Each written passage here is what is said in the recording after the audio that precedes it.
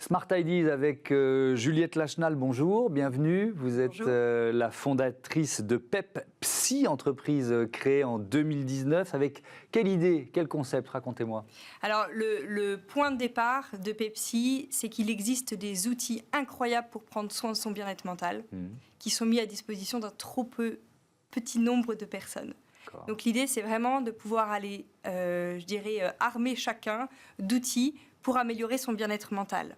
Et donc ça, on le fait avec les entreprises, puisqu'on propose une solution pour que les salariés puissent prendre soin de leur bien-être mental.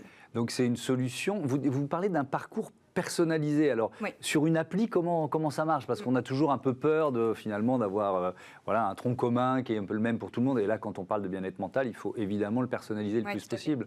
Alors, donc Pepsi, c'est une solution qui est à la fois avec une application, donc une solution individuelle, et qui est aussi en collectif, notamment avec des webinaires ou des formations ensemble. Sur la question de l'accompagnement individuel, donc c'est par une application.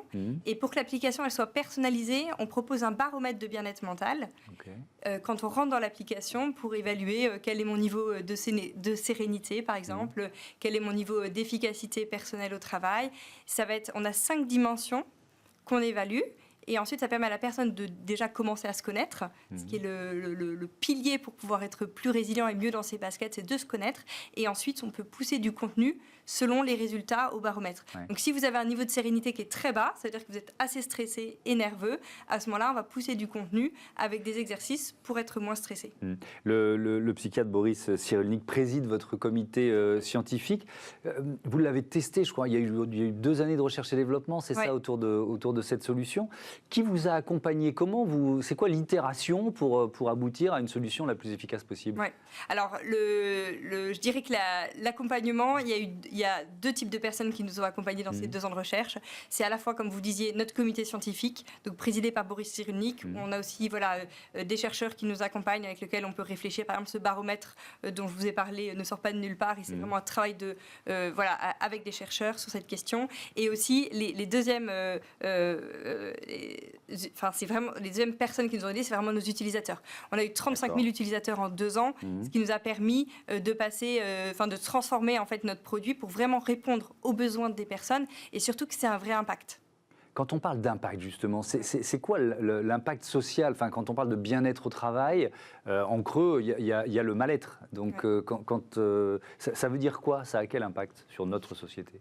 Alors, l'impact En fait, quand on est bien, nous, dans nos baskets, on va permettre aussi aux autres personnes qui sont autour de nous d'être bien dans leurs baskets. C'est-à-dire que si moi, un matin, j'arrive au travail et qu'en fait, je suis très en colère, que je vais sentir que dès qu'on me dit quelque chose, je vais être sur le qui-vive, en fait, tout mon bureau va le ressentir. Il y a une capillarité. Exactement. Et donc, en fait, si moi, je suis bien dans mes baskets, si je me sens bien au quotidien, en fait, forcément, ça va aussi résonner chez les autres. Donc, l'impact, il est énorme. Il est en premier, être bien dans ses baskets, c'est un impact pour soi, mais qui va vraiment résonner sur tout le monde, que ce soit dans le monde professionnel ou dans le monde personnel. L'appli, elle vient d'être lancée, c'est ça? Il y a quelques semaines, fin novembre, début décembre. Alors, vous l'aviez testé, on l'a bien compris, pendant 2 ans, mais c'est quoi les premiers retours d'utilisateurs? Comment ça fonctionne? Donc, aujourd'hui, elle est proposée à plus de 4000 collaborateurs d'entreprise. Donc, les premiers retours qu'on a, c'est les mêmes retours que ce qu'on avait avec nos 35 000 testeurs, je dirais. Donc, c'est vraiment quelque chose donc, c'est des parcours vidéo sur cette application, mais il y a aussi des podcasts et des articles, et que ça me met en mouvement. D'accord. Et donc, vos clients, ce sont les entreprises, si je comprends bien. C'est ça? C'est dans des secteurs différents? Tout à fait. Aujourd'hui, je dirais que ce soit dans le BTP, on a dans les bailleurs sociaux, dans des industries, donc c'est vraiment très différent comme secteur. En revanche, je dirais que la sensibilité est la même au bien-être mental des collaborateurs. C'est-à-dire que c'est vraiment un pilier dans l'entreprise.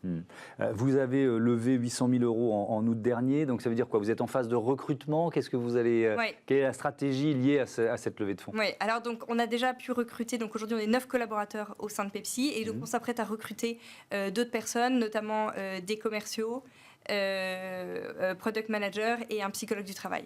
Comment vous voyez la suite? C'est quoi les perspectives de développement de votre entreprise? D'ici 2 ans, on souhaiterait pouvoir accompagner 50 000 collaborateurs, et voilà, on pense qu'on est sur la bonne trajectoire. Oui, avec évidemment des clients, on l'a bien compris, qui peuvent être dans plein de secteurs d'activité différents. Le bien-être au travail. Merci beaucoup Juliette Lachenal et bon vent à Pepsi. Voilà, c'est la fin de ce numéro de Smart Impact. Un grand merci à toutes les équipes de Bismart. Merci à vous de votre fidélité à la chaîne des audacieuses et des audacieux. Je vous dis à très vite. Salut.